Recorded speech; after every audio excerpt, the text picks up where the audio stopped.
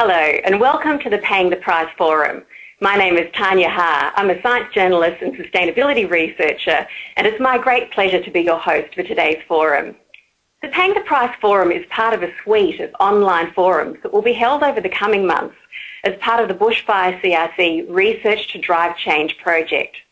Some of you will have seen the Bushfire CRC's past webinars in which bushfire researchers have presented their findings. Late last month, we held our first forum-style webinar.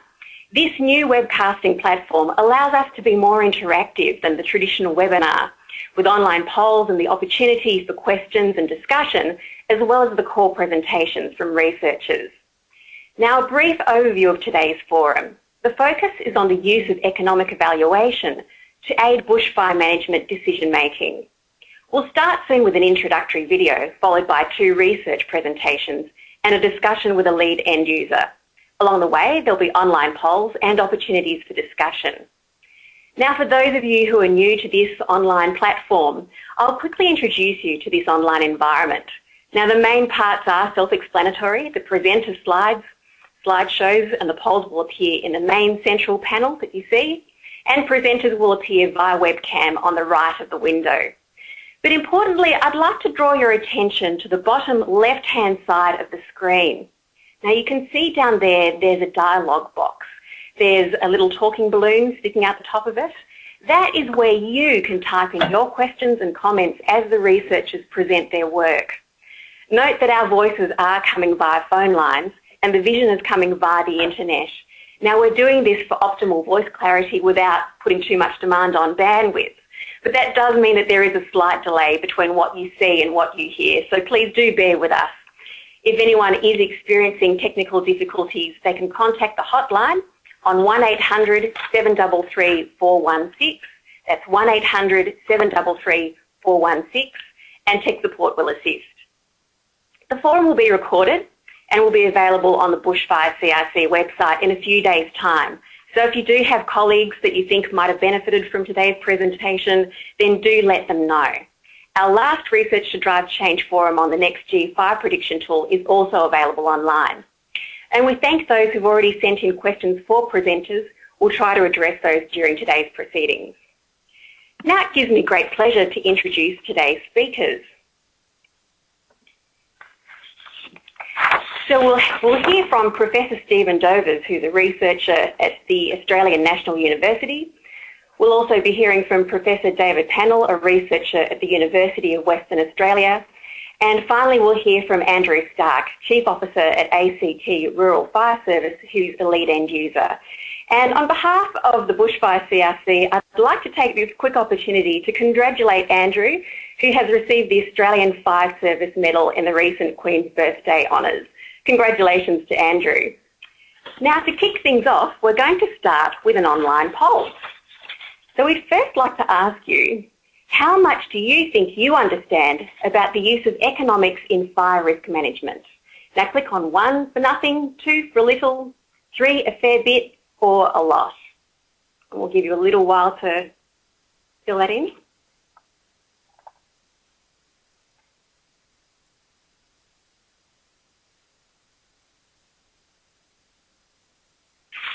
So it seems like quite a few of you feel that you know a little bit about it, some nothing. So I hope that you'll learn more through today's proceedings. So we're now going to start with a video which will tell us a bit about what we're going to hear about today as an introduction. Now this video is produced by the Bushfire CRC and it will tell you about the research that's been undertaken about the use of economics in fire risk management. And it contains interviews with the researchers you'll be hearing from today as well as the lead end user. It runs for approximately 5 minutes, and if you do have any trouble hearing or seeing the video, we will provide a link in the dialogue box for that so that you can view it later.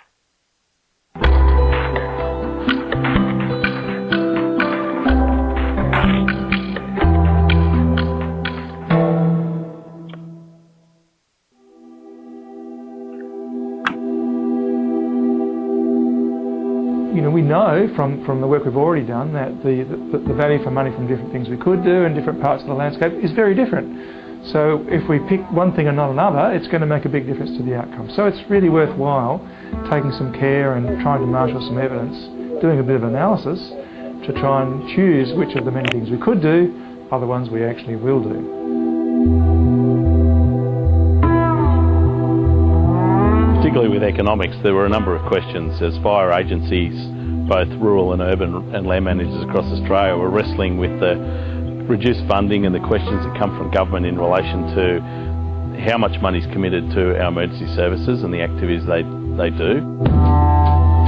And a number of agencies at time to time had gone to a range of economic models to consider their submissions to relevant governments into support of their activities. But there wasn't a body of research which really looked what was the most appropriate economic models for emergency services, and particularly rural fires in dealing with bushfires across Australia. What we set out to do was to really map out the range of economic approaches and, working with industry, map those to the different decision and management needs that people have. And that's that frame where you say, I've got this question, what's helpful to use? I think one of the most interesting things that came out was casting forward to changing assets out there in the landscape. But you start to think, well, where are we shifting our assets there? So where there's settlement expanding into the rural-urban interface, that's obviously of huge implications. But things like transport infrastructure, scattered unconventional mining infrastructure, and renewable energy infrastructure, these are really quite different assets that are going to totally change the risk profile of a lot of parts of Australia. The economic approach to that would be to go, well, you've got a $100 million photovoltaic array and a small village. We've changed the nature of how we think about what we need to defend. That actually creates some dilemmas in terms of, do we go to the most expensive asset and save that, or do we, as we tend to do, put life and houses above everything else? And I think saving a life sometimes is absolutely economically irrational, but we should do it. So that's the hard point at the end is the dollars don't tell you what to do, but they can inform how you go about your business. I think the next phase is, and the David Panel's projects and others have headed in this way already, is to start doing some quite carefully constructed cases, which then take us to the next step of understanding some of the trade-offs, some of the benefit-cost sort of ratios that come out of different management strategies. We did 2 different case studies in the project, one in South Australia and one in New Zealand, and they were slightly different in their objectives. But in both cases the common ground was that we were looking at strategies to try and reduce the probability of fire causing losses and weighing that up against the costs of implementing those practices. Some of the results we obtained were very clear cut. So for example, I think it's reasonably strongly the case that the prescribed burning results for New Zealand were very negative. It's very unlikely that they would be turned around by if we had better quality information. Whereas some of the prescribed burning results in South Australia were a bit line ball, and depending on what better information in future shows, the result could go either way. So I guess the value there is that we've done an initial analysis, we've identified that it could go either way, and it highlights that, well, there's a particular question about which it's worthwhile going and getting more information so that you can get more confidence in the result. And we can advise people, well, what is the missing information? What further evidence is needed to give us a confidence about what the answers to these matters? It was to really map out the range of economic approaches and, working with industry, map those to the different decision and management needs that people have. And that's that framework.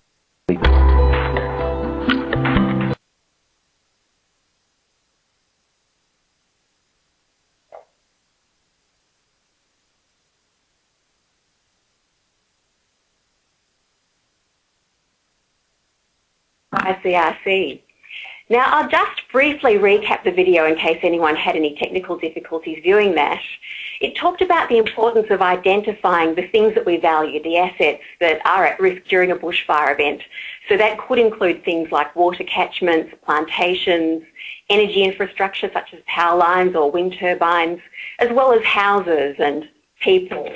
And it's important that we understand that we identify those before we set out evaluating the risk to them and making our decisions based on it.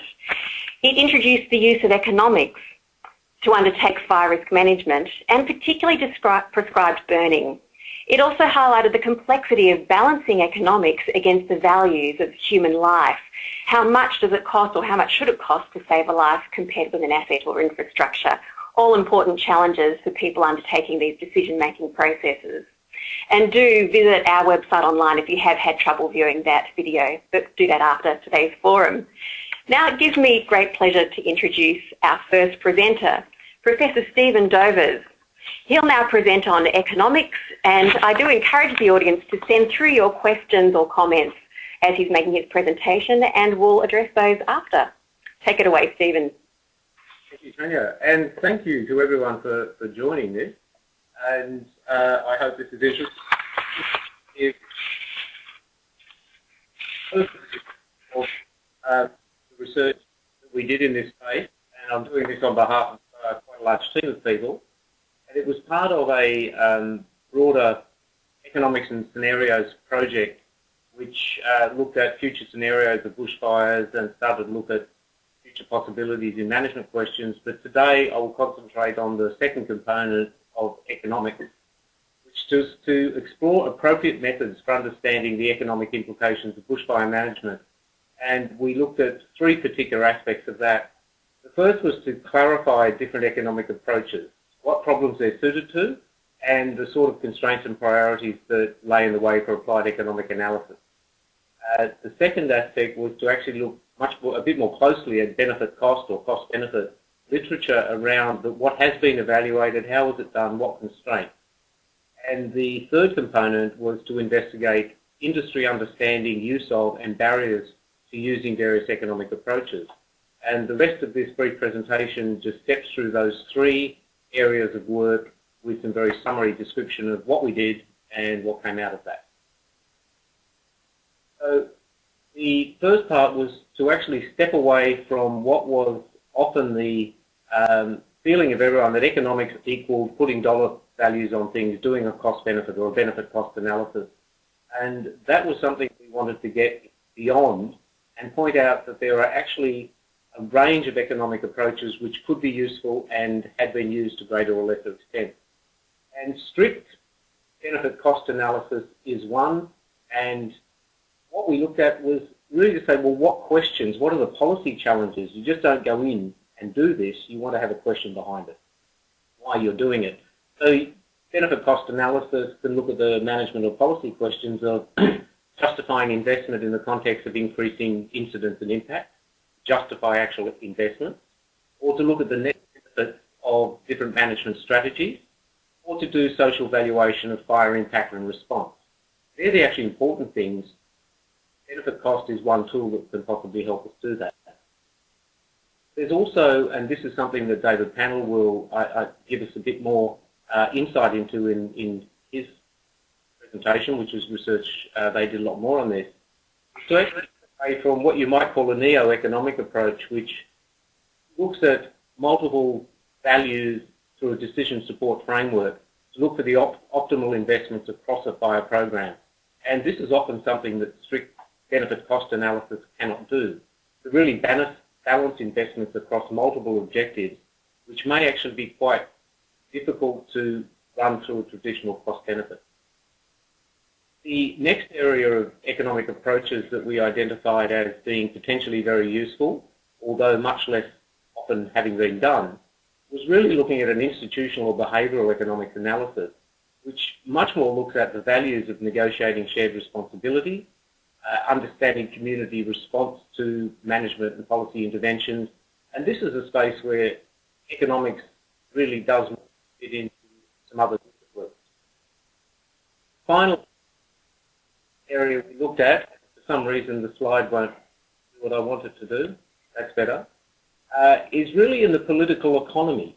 That's an outdated term nowadays, but the effect of politics, media and other broader factors on the fire management and fire policy arena. So that was the first part we did in this research, was to actually say, well, what are the different questions people might want to ask, and what are the different broad areas of economic or or economics in combination with other areas of research and decision analysis that could speak to those. And you can drill down into that a little bit and say, well, for example, in the case of fuel reduction burning, what are the sorts of policy questions that end users and the industry ask? And think, well, what are the actual economic approaches that would suit those?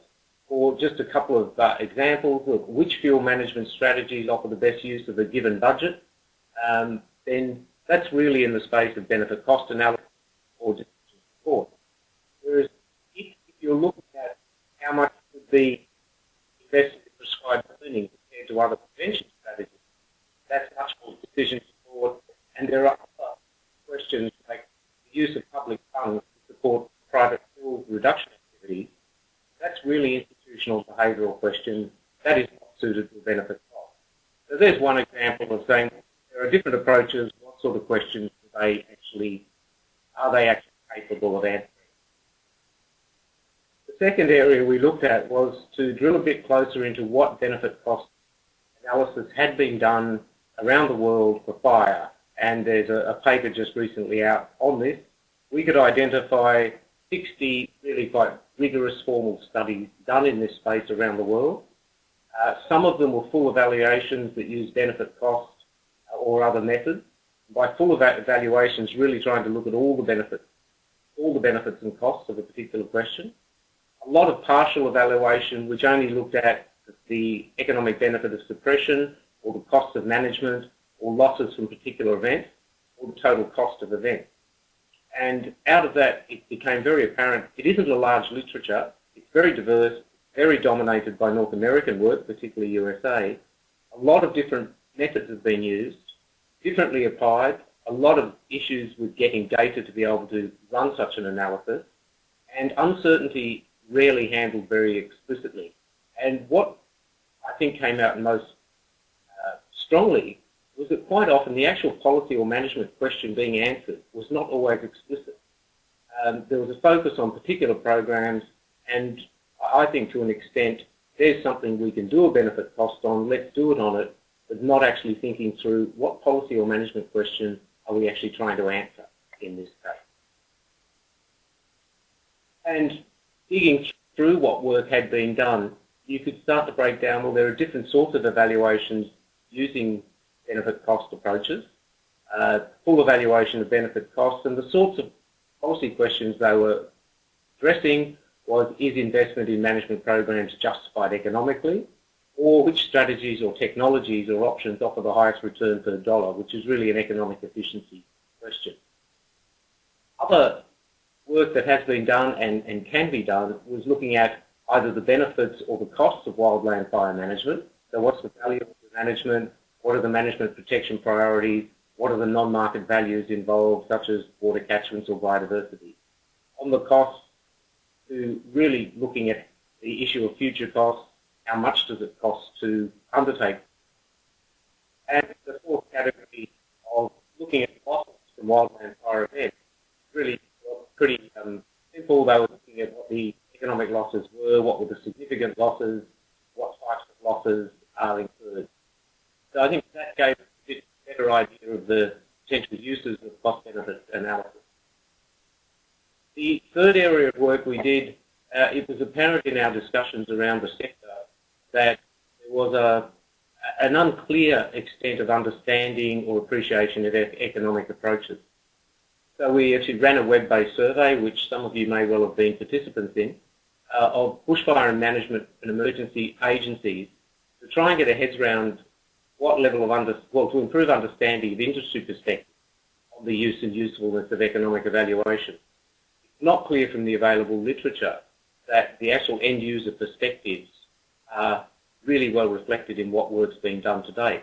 So to try and get a bit of a handle on industry priorities and needs for economic evaluation, what sort of support and training, constraints and opportunities for agencies to use economic evaluation, and what we need to consider if we're going to head further down the path of applying economics in what are really very complex, uncertain and very politically charged contexts. So we had a return of 59 agency staff who had a resource allocation role and the results of that have just been published in a paper by Elena Clayton and colleagues.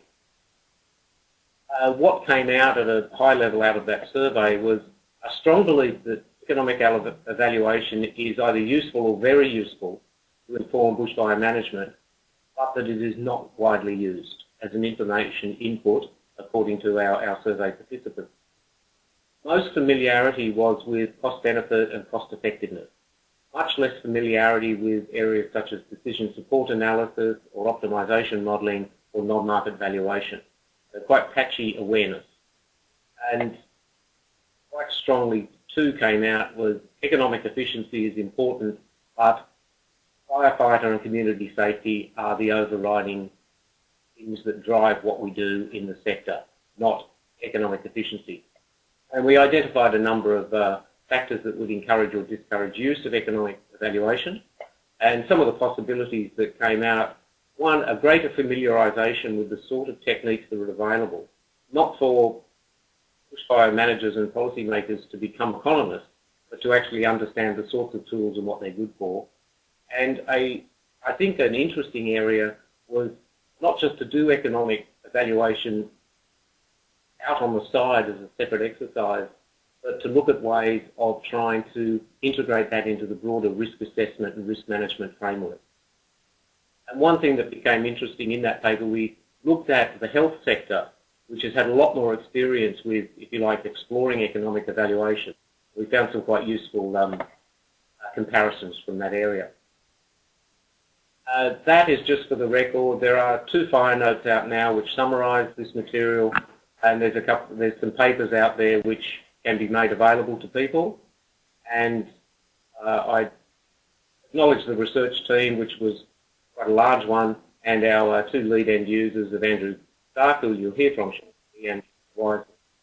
And that is a very sketchy summary of our project, and look forward to any questions. Excellent. Thank you, Stephen. It's now time for us to have some questions and answers. And if you have any questions that you'd like to put to Stephen, do type them into the chat box that's at the bottom left-hand side of your screen. But look, I'll kick off with a question I have here. What actions, Steve, do you think are needed to act on your research outcomes to deliver real, lasting public value? I think probably 2 come to top of mind.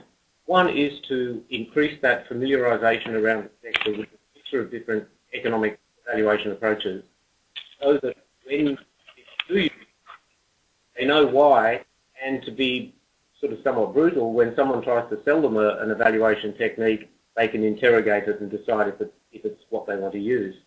I think the second one, and I'd refer to David Pannell's work here, is to start to explore some more detailed case studies where we see these pan out in Australian context and start to get a much better feel for how that can really inform management and how much detail we need to go into to give us useful answers. We could do an enormous amount of this work, possibly without a huge amount of, a bit of a diminishing return over time. So those are my 2. Do you think that it's just important for the sector, or what about the people, say, at Treasury? I suspect a lot of the interest in this area is that if we put dollar values on what we do in this sector, that people would accept it as more important and give us more budget allocation. That may or may not be the case. I think part of the use of some approaches, particularly like decision support, is that it actually clarifies the values at play. So you might impress Treasury or Finance, but I think the structured approach through of comparing different values and trade-offs is particularly value in terms of engaging stakeholders and actually putting some rigour around questions of shared responsibility to clarify what we can do and can't do and what the trade-offs are. Amanda's raised an interesting question. Is there an example that you know of where economic analysis has informed policy? There appear to be some, mostly in the US, and strangely, often about recreational values as a dominant thing that gets economic numbers put attached to it. I think I would struggle to think of one that you could really track as influential in Australia. But I think sorts of work that David Pennell and team have done show us in that direction, where that is starting to happen, now that we're starting to do the proper sorts of analysis in a decent process. Adam's also asked a question: is the personal economic impact on the volunteers who carry out the lion's share of the mitigation projects taken into account as part of your research? Our project didn't go into that detail because we really tried to scope the sorts of use of these.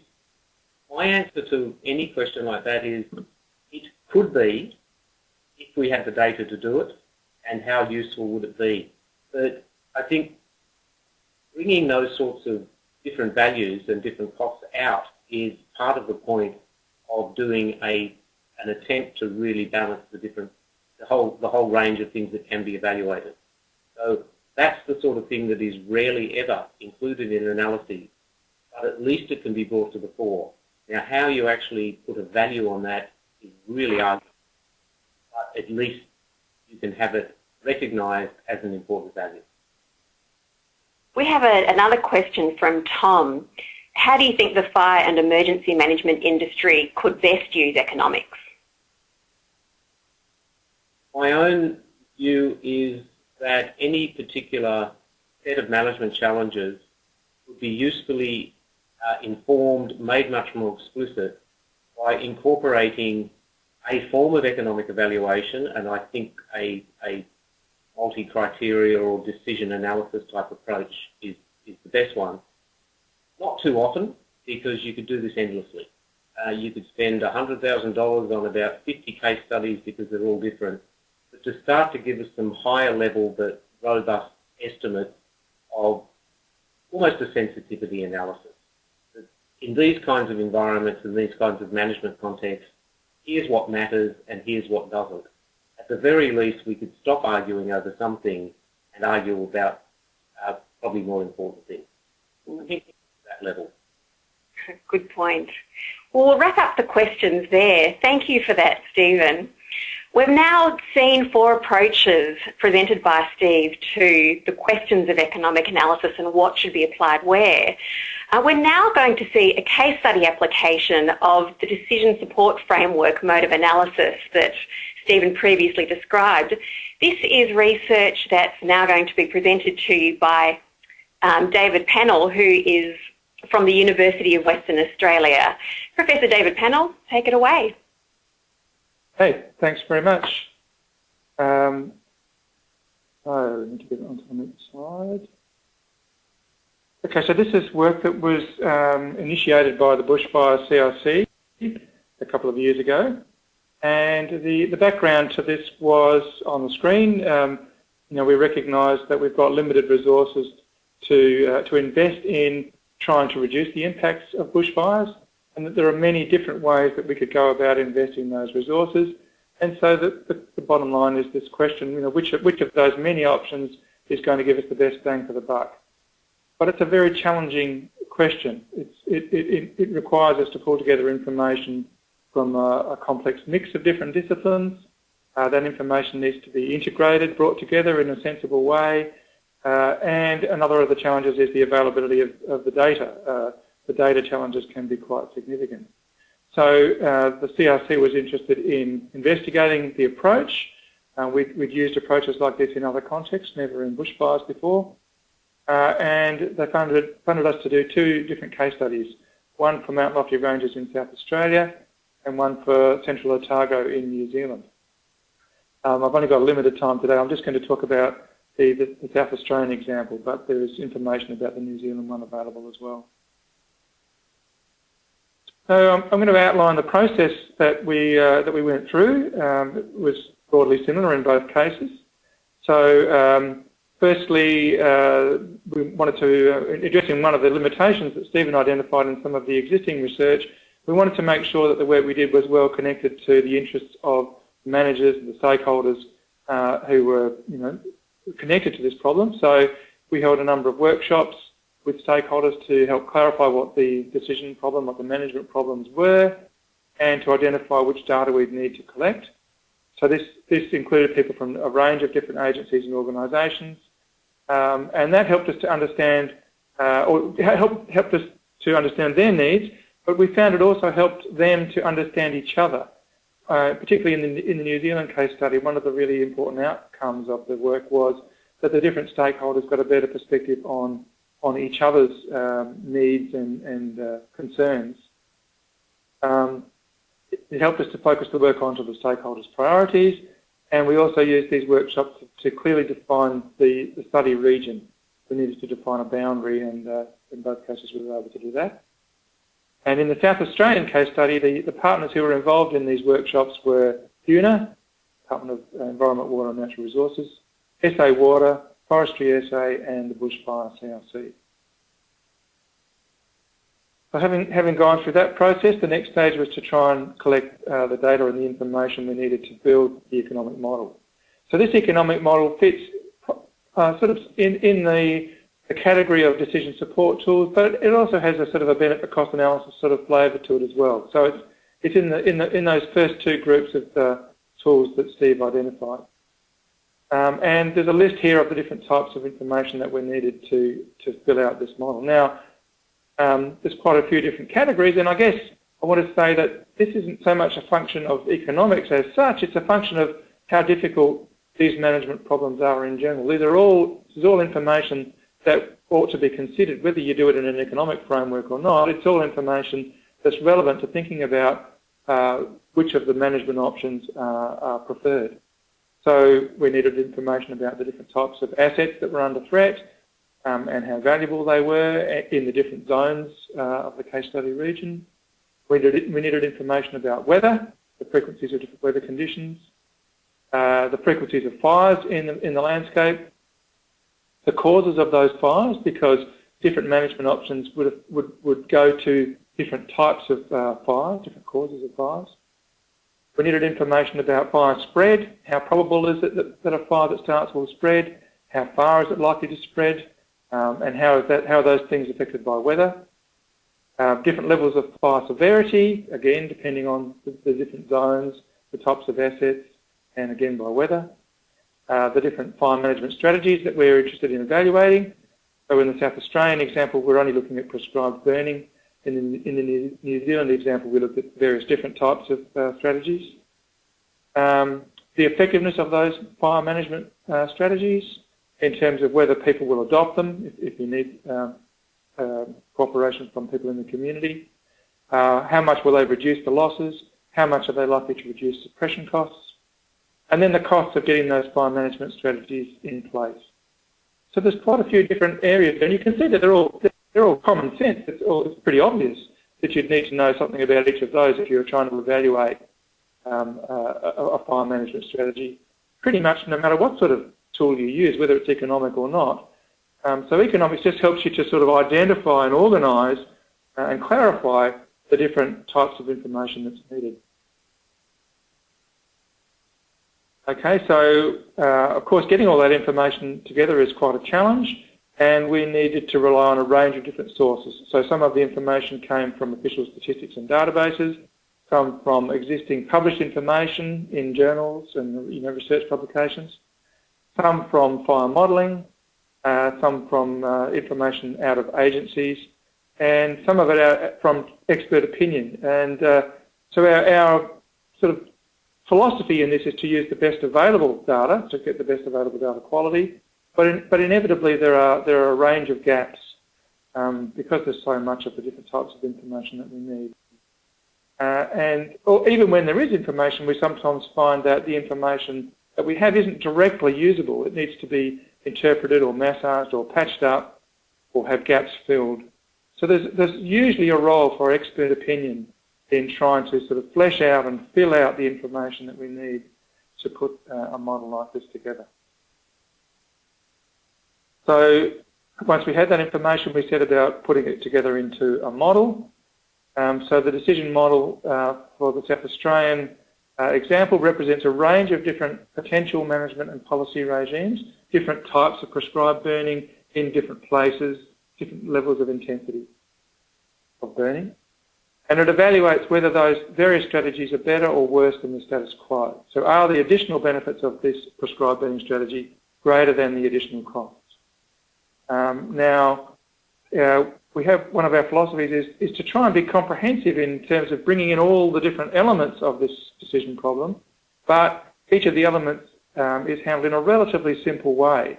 There are too many elements to do each of them in great detail. So it's comprehensive in the range of information, but simple, relatively simple in the representation of each of the elements.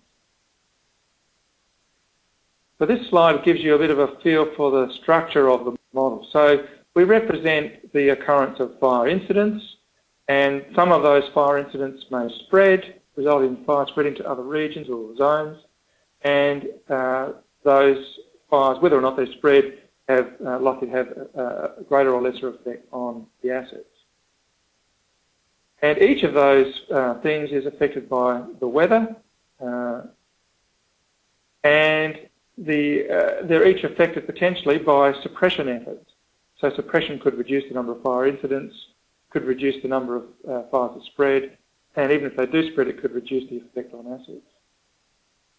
And then this is the bit where we're evaluating the different options. So a policy could be put in place that tries to reduce or prevent fire impacts, so that the dotted lines there in those arrows indicate that there's only a partial effect. So you might put in place a policy of educating the public, but that only has a partial effect on the level of uptake of those ideas and practices amongst the community. So there's a dotted arrow there. And depending on what people do, that has only a partial effect on the number of fire incidents and on the rate of, or the extent of fire spread. Then the effects on the different assets, we need to try and identify the values that have been affected. How important are those different assets that are likely to be affected? And then all of those different things on the right have costs. So implementing a policy or implementing mitigation actions has costs, suppression effort has costs, and the effect of fire on assets has costs. And what we're trying to do is judge whether if we spend more money, we increase the cost that we bear to implement improved policies or mitigation actions, will that outweigh or not the reduction in costs that will result from reduced suppression costs and reduced loss of assets? So that's basically the question that we're trying to answer. Do the benefits outweigh the costs?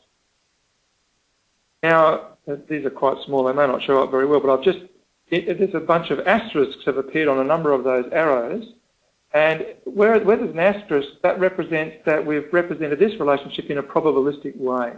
We haven't represented that if you do A, then you'll definitely get B, because there's a lot of uncertainty and there's a lot of variability in this system. So the model we built represented a lot of different possible outcomes and assigned probabilities to those outcomes, depending on weather and other factors. Okay, so the South Australian case study was focused on the Mount Lofty Ranges, and if you're familiar with that part of Australia, you'll recognise where it is. It's basically east of Adelaide, and you can see the boundary of the case study region that we used. And within that case study region, we worked with DUNA and the other stakeholders to identify particular prescribed burning strategies that they were interested in evaluating. And we looked at 3 different intensities of burning, and these were defined in terms of A, B and C zones. So you can see down the bottom there the different colour coding for the different zones. The A zone is a relatively small area, very close to high priority assets, and B zone is a larger area sort of surrounding that, and C zone is still important but a bit further away. And so you can see that the 3 different burning strategies involve different extents of burning.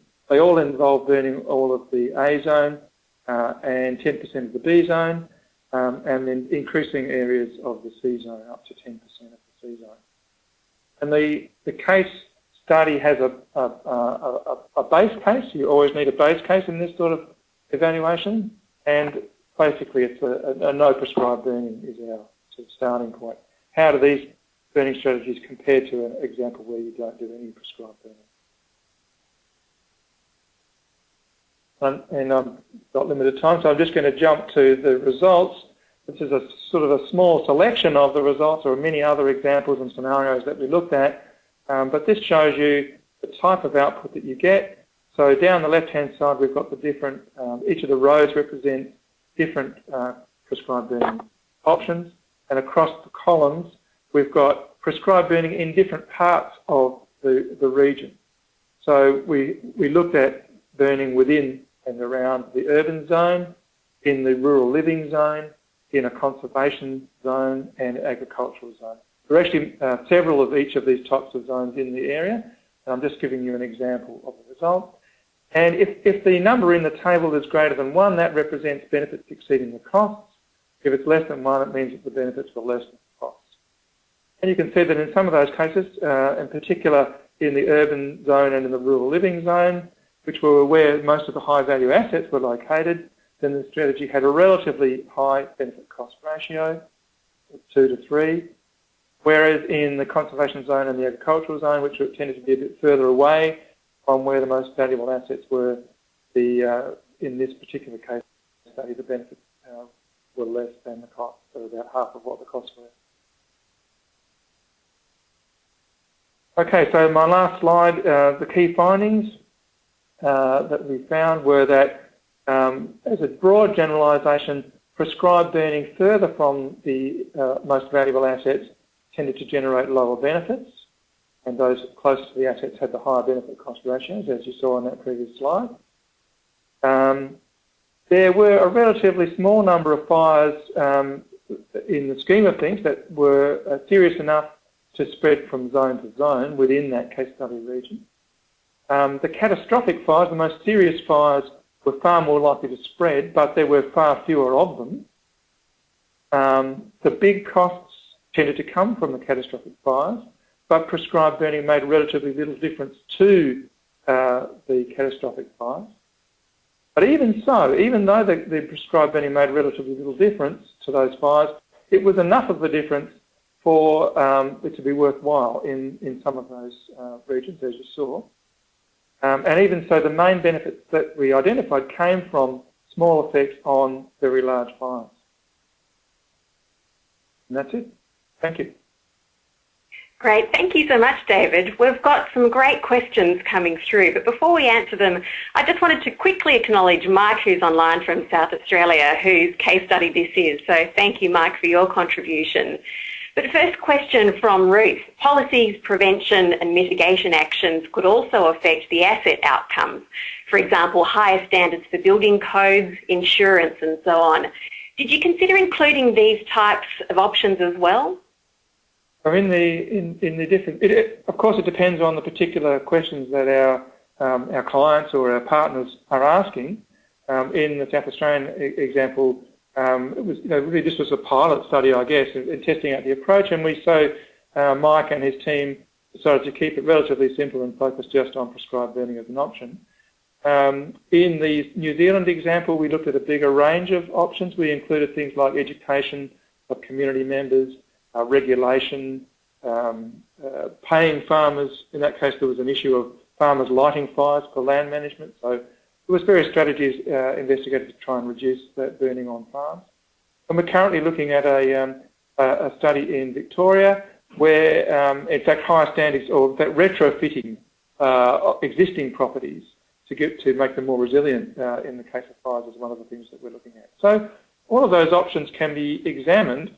The challenge is, in many cases, to get information to do high-quality evaluation of those options. You obviously need information about how costly they are, but also how effective they will be in reducing the impacts of fires.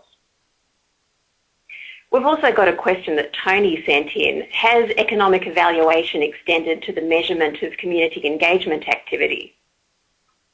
Yes, I was just mentioning in the New Zealand example where one of the strategies that we looked at there was about education of the community within a town. So there was a particular town that we looked at that was judged to have a particularly high fire risk, and so community education was in fact one of the strategies that we looked at, and with the numbers that we had for that example, it turned out to be one of the better options in fact. David, it sounds like the facilitation approach that you've used is actually quite important, as well as the economic aspects of the approach. Can you comment on that? Yeah, I view the economics really as a as a tool or a framework to bring together all the information and all of the processes that you need to do this. So our process of running workshops and making sure that the relevant stakeholders are engaged is really crucial. You can't have any chance of having a useful outcome if you don't have their input, but also their buy-in to the process, so that they have a decent understanding of what's been done, its limitations, what the results might mean, so that they can judge what the results might mean for their particular situation. So that participatory approach is really important because of those reasons, but it's also important to allow us to bring in the broad range of information. So we don't just need information about costs, we often need information about people's behaviour. How will people respond to a particular policy or a particular initiative? How do people feel about the environmental assets that could be affected by this strategy? So it's as much a social issue as it is a sort of a financial issue. So when I say economic, I don't actually just mean dollars, I mean an economic framework that brings together the biological and the social and the physical aspects of the problem as well. Do you find that stakeholder participation means that they have greater confidence in the outcome as well as a better understanding of its limitations? Like you showed in your model where there's uncertainty. Do you find that the end users who are involved have a greater appreciation of that uncertainty? Of course, people already are well aware that there's high uncertainty. Anyone who's involved in these sorts of decisions is consciously facing the uncertainties. But we make it very explicit. It's actually part of the process, and we put numbers on it so people are confronted with the uncertainties in a very tangible way.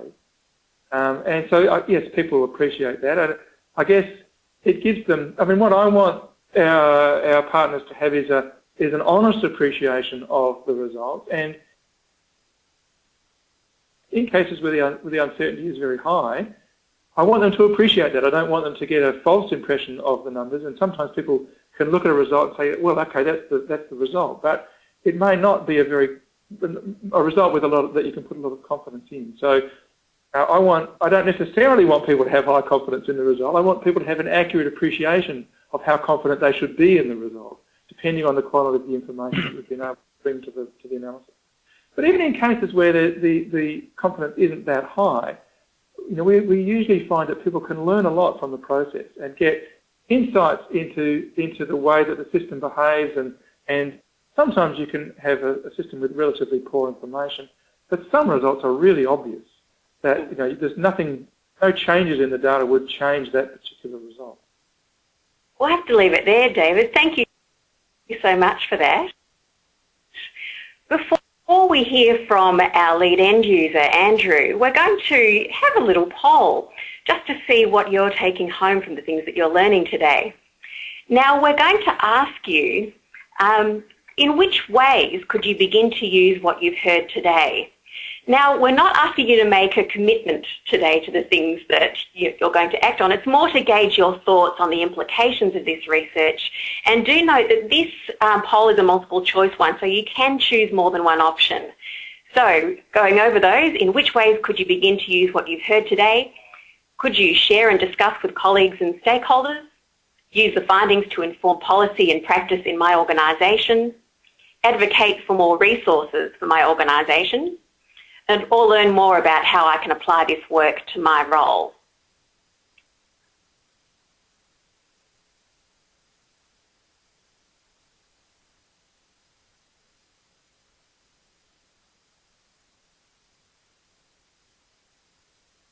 So it looks like that there's a good combination of measures that are both internally focused but also those that are externally focused as well. So it's both within our work but in our work that we do with others. So which is interesting to see. And we'll leave the poll there. It now gives me great pleasure to introduce our final speaker for some discussion and question and answers, Andrew Stark, who's Chief Officer at ACT Rural Fire Service. And he's a lead end user for this research. Congratulations again, Andrew. Can you comment briefly on that poll and what your thoughts are and how it relates to your own work? Oh, look, I think particularly the answer D in relation to seeking more information and learning about just how different models of economics can be applied to both the decision-making frameworks and the other activities that agencies do is exciting.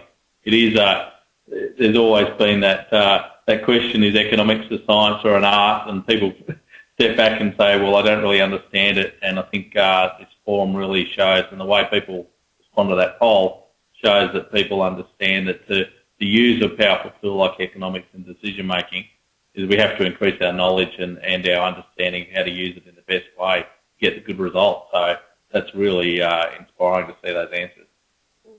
And what do you see as the benefits for the industry in this research? Look, we work in very complex interactions with the community and with politicians and governments and other really key stakeholder groups. And I think what this research has shown us is there's a real place for economics in our decision-making, in our negotiations and our policy construction. But then, in particular, it showed us that cost-benefit analysis can be a really powerful tool, but because of those interactions and integrations we have with other parts of the community, to actually use other economic models, either with cost-benefit analysis or other or discrete from them, to actually end up with a kind of really robust economic arguments or positions that really support the initiatives that we're trying to move forward, particularly in that with when we overlay what's occurring with climate change and understanding what might our environment change over the next 20, 30, 40, 50 years, to actually be able to start using economic models to help us understand where those policies that we make today might affect those outcomes in such a distant time from where we sit now is really crucial. So what changes do you think need to occur within the fire and emergency management sector to have greater uptake of the findings, both in practice and in policy? Well, I think it does start with education, and you know, that's why we're particularly excited about the forum today and the fact that we can bring people together to actually increase their knowledge about economics and how that's used. But also, we often as agencies go to battle against people who use economics, you know, like treasuries and other groups who use economics in a very powerful way on a day-to-day basis. And so we have to lift our economic modelling of our policies and our other initiatives up to that level to actually get a better outcome and to be able to get that investment from government on those things that the outputs can be very hard to measure and the outcomes can be a long time distant. So we really need some really robust economic support for those processes. So I think the one thing that the agencies across Australia can do is really learn how to really bring those economic models into those debates, into those processes, and really develop really robust positions to be able to put those initiatives and policies in place that might have such distant outcomes. And you've mentioned that with climate change and this research being taken into, I guess, future planning, not just in the next few years, but the next few decades. How do you see this, and what are the research needs in coming years? Is it more case study research, or how do you see this kind of research and its application rolling out over time? Look, I think that there's policy challenges in every jurisdiction in relation to not just with climate change, not just around those environmental constraints, but peri-urban development around just how many resources or what kind of commitment needs to be made to be able to deal with changes in levels of response.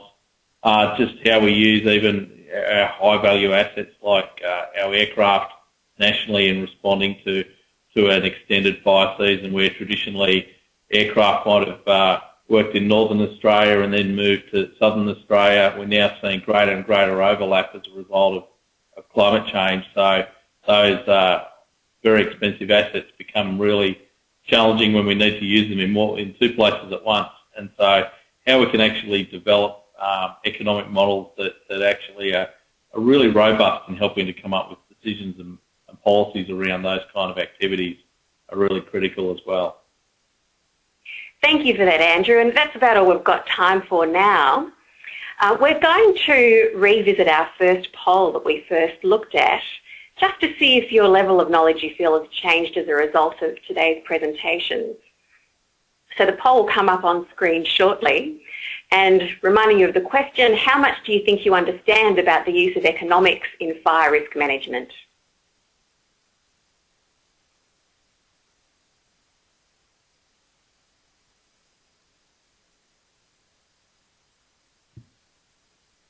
It looks like the peak of the bell curve is shifting to the bottom of the screen, which we like to see here.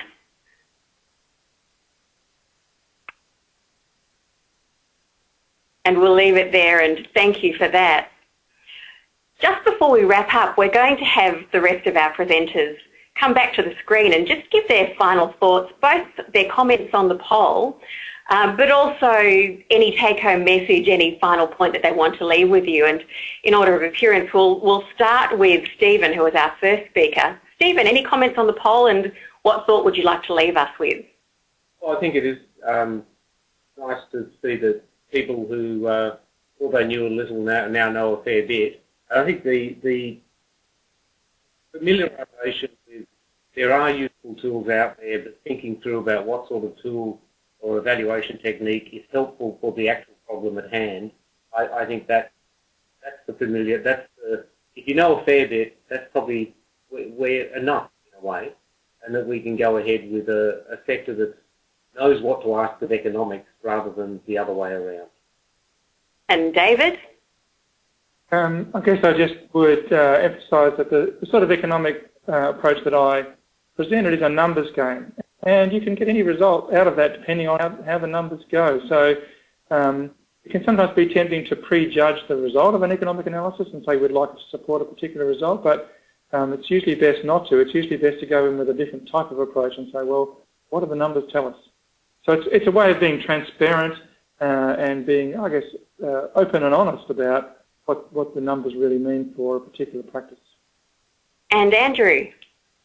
Oh, look, I think what we've learned is that economic models are really powerful, but that you just can't pick it off the shelf, that you have to make that investment. You have to really consider the kind of questions that you're asking and the kind of how you're integrating with the community so that the answer makes sense at the end of that process when the numbers add up, that the community can say, yes, we can see how you got to that answer, reflecting David's comments about that community buy-in to coming up with really effective models for decision making. And a final curveball question, as they'd say in the United States, for you guys. We've just had one come through. It's a bit late in the piece, but it's a great question, so I'll get a brief answer from each of you. How do you cope with tension between someone carrying the cost and someone else benefiting? Any starters? I'm happy to comment. Of course, there's tension. I mean, there's always tension in public organisations, in government agencies. That sort of question arises all the time. So there are different principles. There are sort of that can be applied, beneficiary pays principles, or in an environmental sphere, polluter pays principles. But fundamentally, that who benefits and who should pay, or who should pay part of that is really a political decision.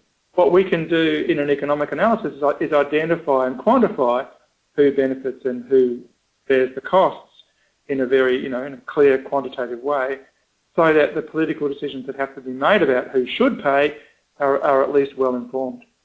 So it's applying rigour to questions of value. Do you have anything to add to that, Stephen or Andrew?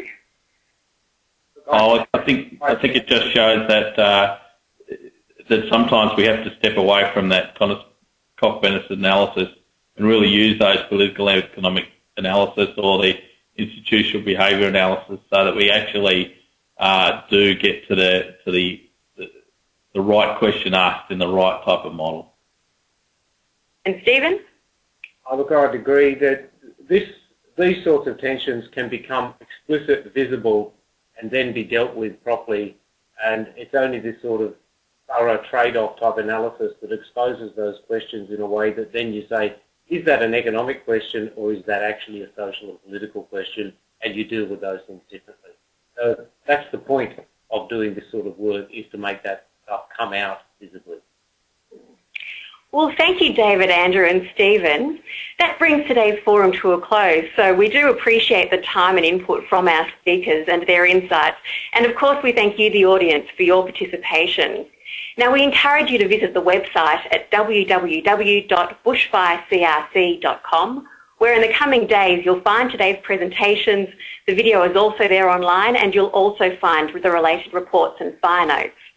Now, do encourage your colleagues who might have missed out today to log on at a later date and to watch the forum. We also have a brief exit survey, so we'd really appreciate it if you took the time to fill it in and provide us with some feedback so that we can improve future webinars. Our next webinar will be Power to the People, which is looking at community level involvement, and that will be on the 9th of July. So do keep your eye on the Bushfire CRC website for details, or leave a comment in the exit survey if you'd like to be included in the mailing list for future events. On behalf of the Bushfire CRC Research to Drive Change project and its partners, thank you for joining us, and we look forward to seeing you next time.